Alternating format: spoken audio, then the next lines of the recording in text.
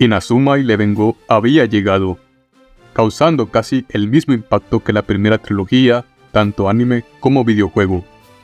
Sin embargo, unas decisiones tomadas por la compañía Level 5 y Akihiro Hino hicieron que la franquicia tuviera un colapso, a grado que se dejará de lado, y que mientras los fans fuera de fronteras niponas deseaban más, dentro del país del sol naciente la realidad era que buena parte del fandom era indiferente. ¿Cómo es que la franquicia se ha mantenido vigente hasta el día de hoy? Quédate para averiguarlo. Bienvenido, esto es la historia de Inazuma Eleven.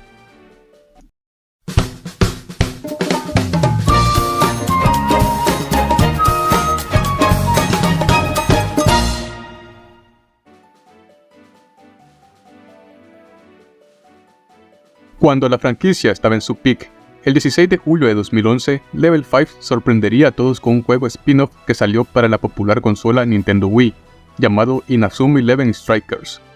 Este juego surgió de un proyecto cancelado llamado Inazuma Eleven Break, que sería un RPG en 3D. Strikers buscaba adaptar la jugabilidad del videojuego a la potencia y características de la Wii. El juego traería un modo camino y los mejores 150 personajes, pues se buscaba fomentar el juego entre 2 o más jugadores, algo así como una especie de competitivo local.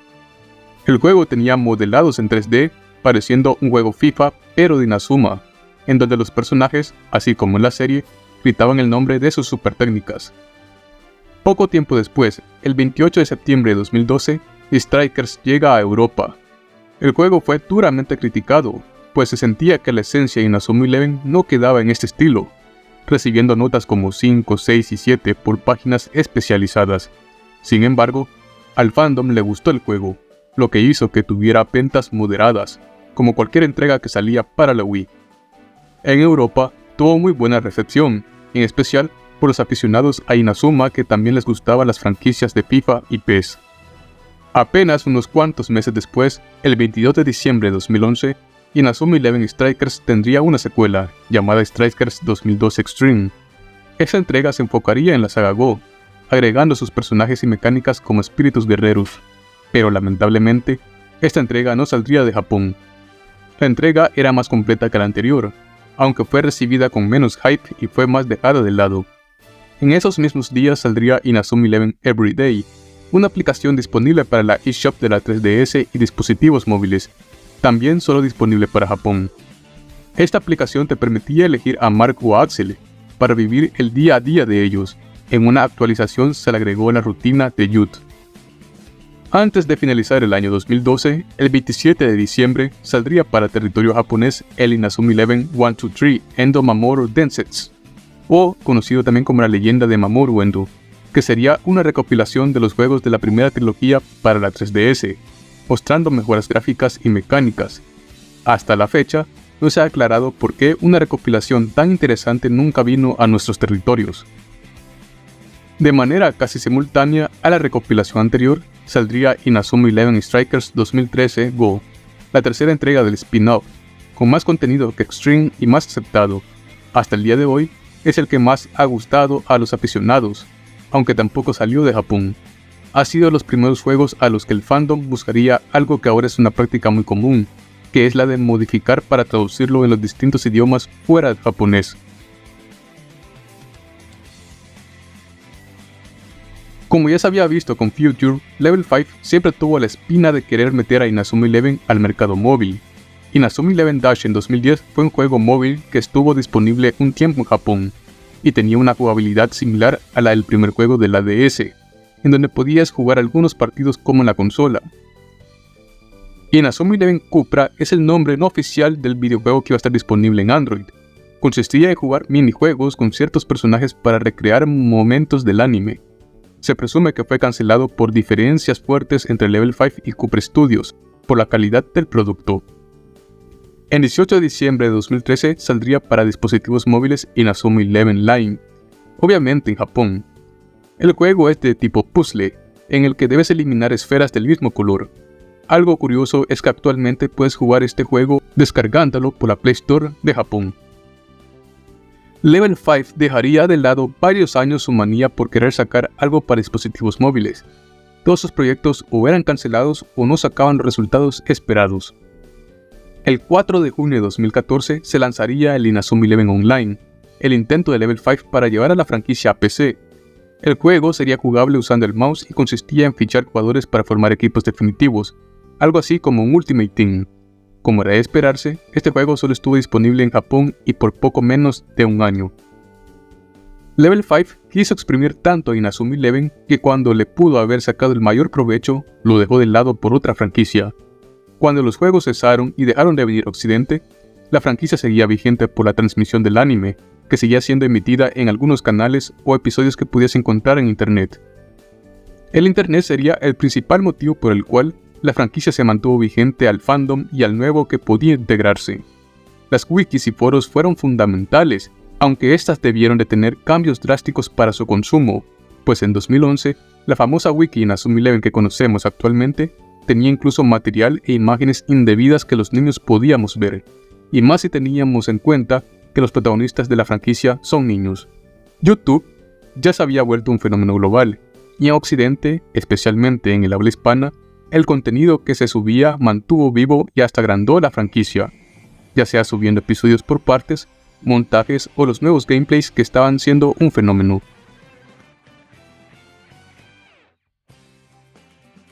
No se sabe ciertamente cuándo surgieron en sí los creadores de contenido de Inazuma 11, pero hasta mucho tiempo después, a estos pequeños creadores se les dio el término de Inatubers, haciendo una analogía al término que los creadores de Pokémon acuñaron, Poketubers, pero adaptados a Inazuma 11. Igualmente, se desconoce a ciencia cierta al primer hispano en subir material recurrente de Inazuma 11, pero hubo algunos que popularizaron la franquicia, a grado que sin ellos, esta tal vez no pudo haber seguido teniendo más divulgación. Lo que es conocido que los primeros que se consolidaron lo hicieron en el año 2012, cuando apenas rondaban de 13 a 15 años máximo. Alejandro Hernández, conocido como Puncho Daystar, tiene hasta el momento la distinción como el creador de contenido de Inazuma 11 con más años de actividad hasta la fecha, sin cambiar contenido. Muy buenas puntos señores y bienvenidos a Su canal data de 2012, subiendo vídeos de Club Penguin, pero en diciembre de ese mismo año empezó a subir vídeos de Inazuma 11, contenido que ha mantenido hasta hoy. Puncho Daystar, cuyo significado de su nick ha dicho es un secreto, y Daystar porque deriva del personaje de Sol, fue el primer Inatuber hispano en alcanzar los 10.000 suscriptores en el año 2015. También fue el primer Inatuber en crear torneos de Inazuma en España e impulsar el competitivo. En 2015 fundó su clan Medusa para fomentar el competitivo de Inazuma 11 en España, época donde la franquicia ya venía quedando estancada.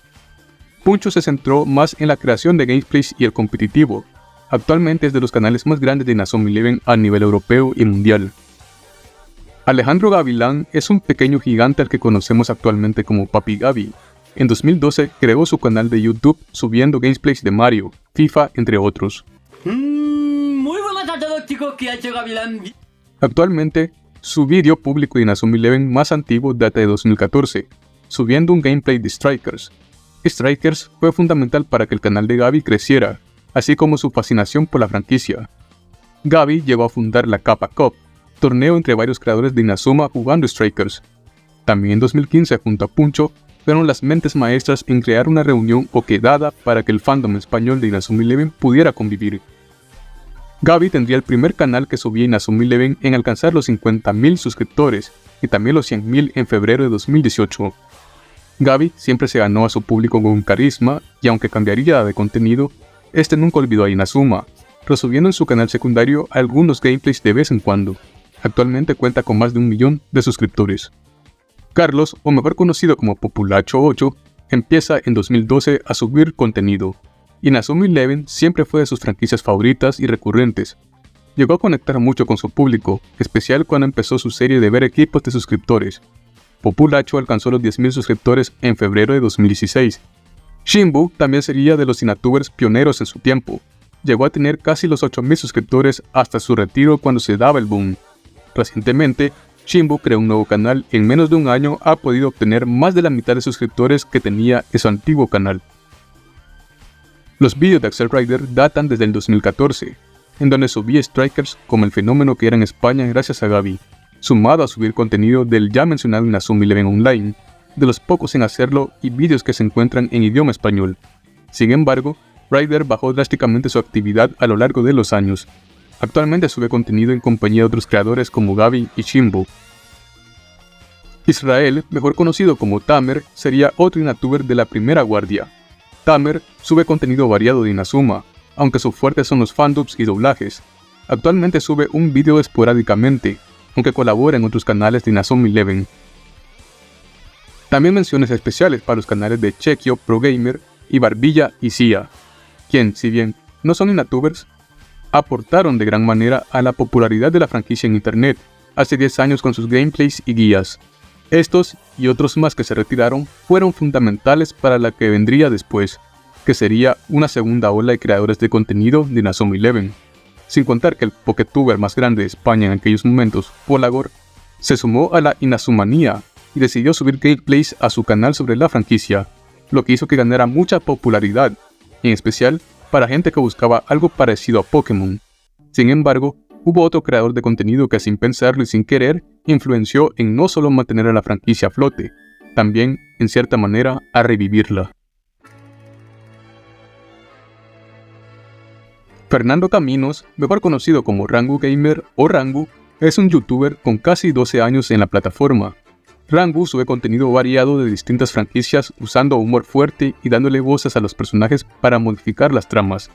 En 2017, tras donarle en Patreon para que jugara en Inazuma Eleven, lo hizo. ¡Celia! ¡Yo! ¡No, tonta! ¡Soy Mark! ¡Celia! Rangu, a diferencia de los Inatubers, desconocía totalmente la franquicia, sumado a que él no le gusta ni sabe nada de fútbol más allá de saber que se juega sin usar las manos. Adelantándonos a 2017, donde ya Inazuma Eleven empezaba a tener su segundo aire, tras cierto anuncio, mucha gente considera a Rangu pieza clave para que la franquicia volviera a ser vista en varios lugares, siendo hasta trending topic en Twitter muchas ocasiones cuando subía Inazuma, dando chistes y material de memes por montones. Esto aumentó cuando a partir de ese año, cada año subió gameplays de cada juego de Inazuma hasta Chronostones, siendo uno de sus gameplays más vistos del canal. La Rangu manía llegó a grado que al menos en Latinoamérica se considera a Rangu como uno de los motivos para que la franquicia aumentara de popularidad. Y muchos en la comunidad lo aceptaran, pues según Rangu ha tenido un par de problemas con muchas comunidades por su tipo de humor, por lo que le sorprende ver lo aceptado y popular que es en la comunidad de Inazuma Eleven, a pesar que no es un creador de Inazuma Eleven y no es el mayor fan de ella. Pero eso sí, le ha tomado mucho cariño. O sea, lo de Inazuma Eleven en mi canal es la cosa más rara de la historia. Lo de Inazuma es rarísimo, porque yo soy alguien que no vio el anime de Inazuma, alguien a quien no le gusta el fútbol ni sabe básicamente nada de fútbol, casi todo lo que sé de fútbol lo sé por Inazuma. Y le encantó a la comunidad de Inazuma en español, que evidentemente habrá gente que me odie, ¿no? Pero en general, o sea, por vídeos que he hecho, he llamado la atención de diversos. Todos estos creadores de contenido mantuvieron viva a la franquicia con su cariño y afecto, esperando a que muchos se contagiaran por ello. Esto derivaría a nuevos creadores de contenido en Inazuma Eleven, sumado a la sorpresiva popularidad que Inazuma retomaría en América Latina, y el aumento en España en los años 2016 y 2017. Pero algo estaba cerca de suceder. Inazuma Eleven volvería.